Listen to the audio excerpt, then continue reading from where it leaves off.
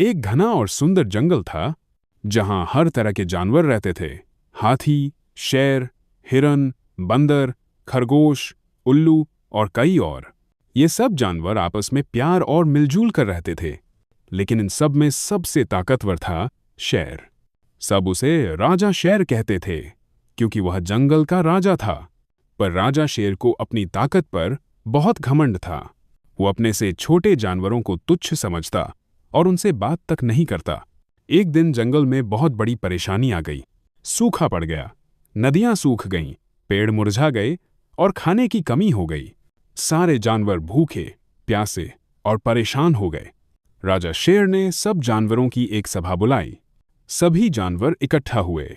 बुद्धिमान उल्लू बोला, मित्रों, अब समय है कि हम सब मिलकर इस मुसीबत का सामना करें। एकता ही हमें बचा सकती है।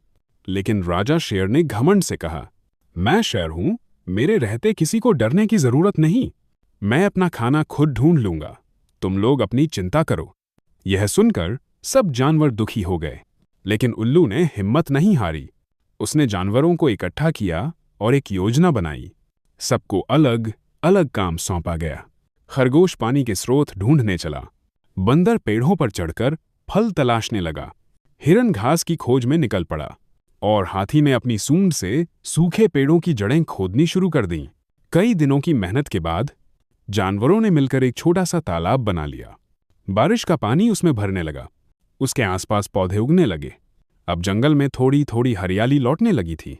लेकिन दूसरी ओर राजा शेर दिन ब दिन कमजोर होता जा रहा था।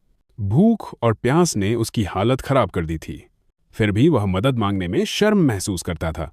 एक दिन वह लड़खड़ाते हुए तालाब के पास आया। उसने देखा कि जानवर मिलकर काम कर रहे हैं और खुश हैं। उल्लू आगे आया और बोला, राजा साहब, यह सब हमने मिलकर किया है।